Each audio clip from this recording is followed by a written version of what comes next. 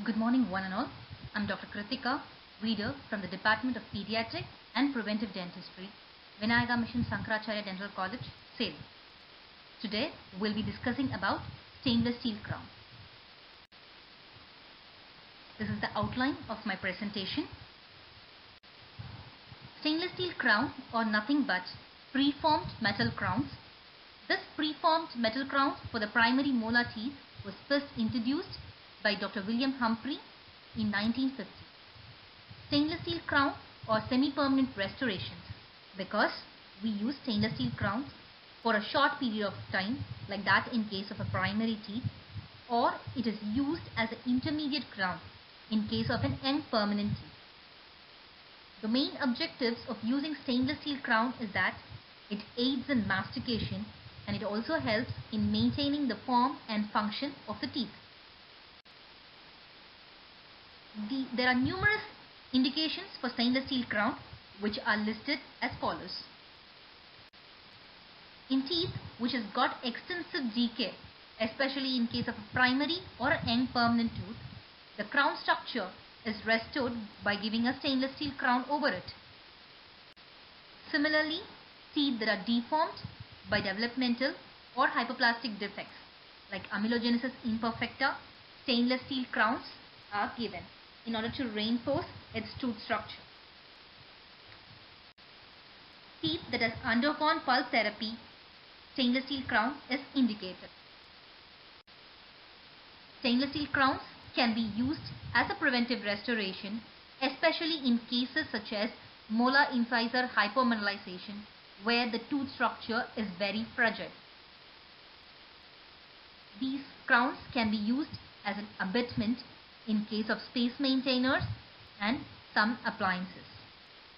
In patients with severe bruxism and attrition, stainless steel crown is given in order to restore its form and function. Though there are no absolute contraindications, there are few relative contraindications for using stainless steel crown. Usually we don't give stainless steel crown for teeth which are nearing exfoliation and also in teeth which has excessive mobility. Of course, in patients who demand aesthetic restoration, stainless steel crowns are definitely not indicated. Moving on to the classification of crowns. The crowns are classified based upon its shape as untrimmed, pre-trimmed and pre-contoured crowns. Untrimmed crowns are crowns which are neither trimmed and nor contoured. Thus, they require a lot of adaptation so that it's a very time-consuming procedure. Whereas pre-trimmed crowns are crowns which has straight, non-contoured sides but are festooned to follow at line parallel to the gingival crest. Thus, they require contouring and a very little of trimming is needed. Whereas what we use currently is the pre-contoured crowns which are festooned and pre-contoured. But a very minimal amount of festooning and trimming may be necessary. The examples of untrimmed crowns are Rocky Mountain. For pre-trimmed crowns we have Unitech. For pre-contoured crowns, 3M crowns are good examples. Based on the composition, the crowns are classified as 18-8 stainless steel crown and nickel based crown. As the crown has about 18% of chromium and 8% of nickel, the name as 18-8 stainless steel crown. As the nickel composition increases in percentage, which comes nearly about 72%, then the crown becomes nickel based crowns. Moving on to the few armamentariums that are necessary for adapting the stainless steel crown onto the tooth structure. The basic examination kit, which includes mouth mirror, probe and tweezer, are mandatory, and we require few burrs: the flame shaped or 330 tungsten cover burr, 69L or 169L burr, greenstone rubber wheel, rouge or white polishing wheel are needed. and we require few pliers: 114 Johnson contouring plier, 1 ton straight hoe pliers, 800 417 crimping plier, Gordon 137 plier, Ebel 112 ball and socket pliers. We also require a crown and bridge cutting scissors, and we require a shaft scaler or a spoon excavator, and for luting the crown we require luting cement, glass slab and spatula. There are few steps in adaptation of the stainless steel crown which are as follows. The first clinical step in stainless steel crown adaptation is preoperative occlusal evaluation. The evaluation of preoperative occlusion is done by taking an alternate impression and pouring a cast. The dental midline and the cusp pose a relationship bilaterally or noted down.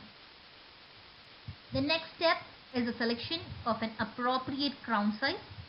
This is done by measuring the mesiodistal width between the contact points of the two neighboring teeth with a caliper or a Bowley's gauge. This measurement can be done either by using the cast which is taken for preoperative occlusal evaluation, or even it can be done intraorally by measuring the mesiodistal width between the contact points. Following the crown selection, local anesthesia is administered and the tooth is isolated with a rubber dam.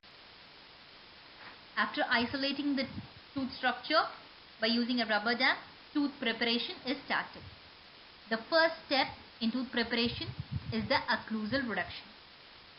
Number 330 or a flame-shaped burr is used for occlusal reduction.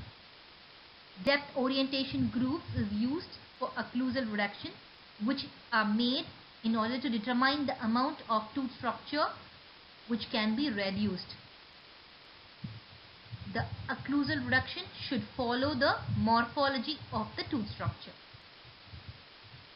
1 to 1.5 mm of tooth structure is recommended to be reduced, which can be evaluated by comparing it with the adjacent teeth. After the occlusal reduction, proximal reduction is done by using 69L or 169L burr. The contact point is broken by moving the burr in the buccal lingual direction. Care should be taken in such a way that there is no interproximal ledge formation. A feather edge finish line is indicated.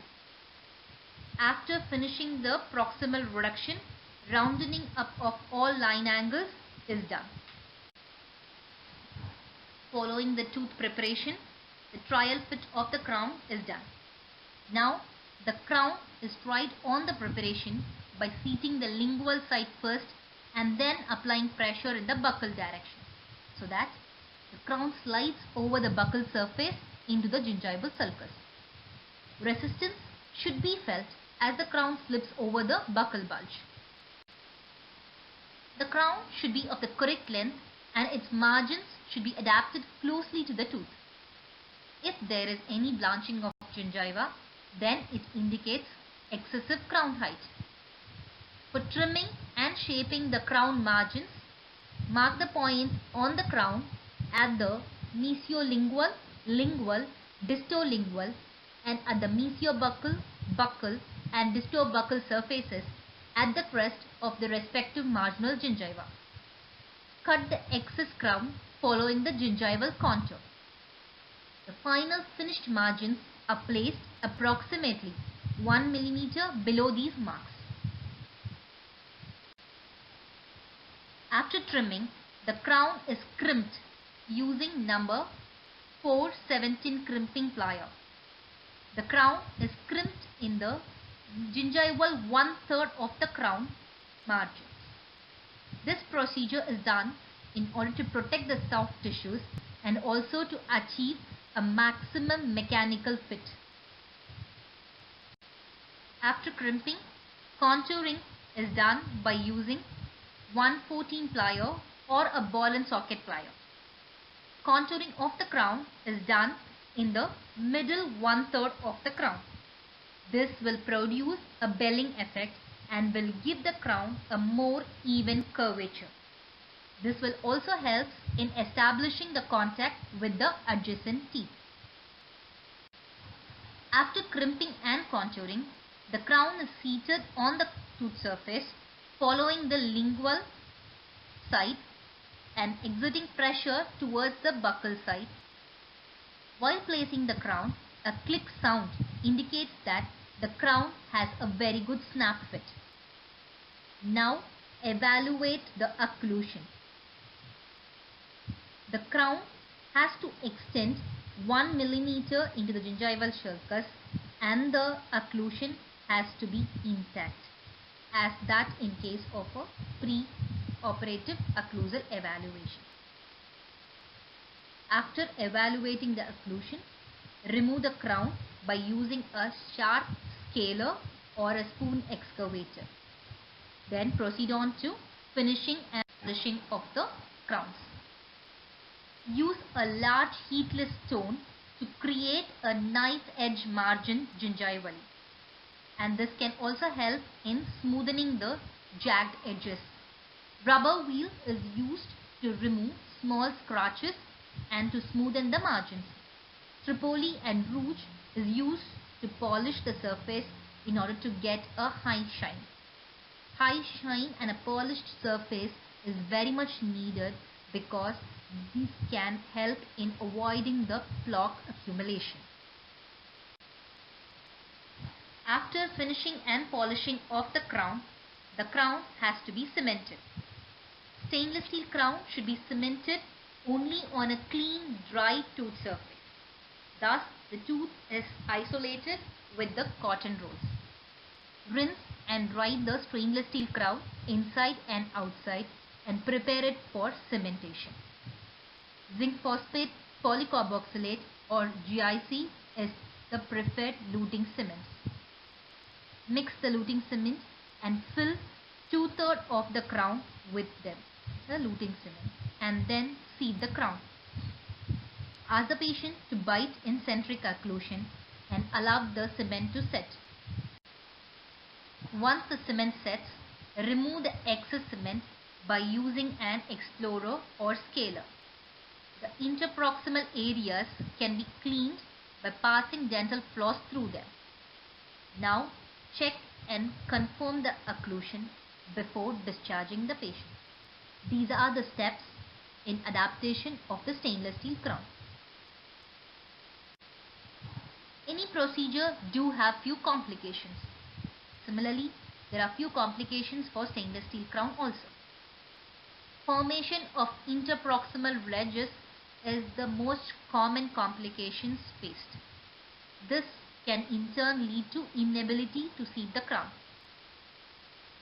This complication can be overcome by taking care in avoiding ledge formation while preparing the tooth on the proximal surface. While doing proximal reduction, care has to be taken to avoid proximal ledge formation. The other complication is overextension of the crown, which can lead to loss of attachment and periodontal injuries, thereby causing discomfort to the patient. This can be corrected by noticing the blanching of the gingiva and trimming the excess crown height. The other complication is underextension of the crown, which are sites which are vulnerable for debris and plaque accumulation, thereby leading to caries formation. This can be avoided by choosing a bigger sized crown or doing a small modification to the existing stainless steel crown. And the other complication is crown tilt or rotation, which in turn causes malocclusion. This can be avoided by taking care while placing the crown in a proper position. And aspiration of the crown is very rare, and this can be avoided by using rubber dam. Patients who have nickel allergies, stainless steel crowns will cause allergy in them. So care should be taken in evaluating the allergies of the patient. To concise my presentation, we have discussed about the indications and the contraindications of stainless steel crown, followed by the armamentariums which are required for stainless steel crown adaptation, and then the clinical steps that are involved in stainless steel crown adaptation, and finishing my presentation with complications of stainless steel. These are my references, and thank you for your patient listening.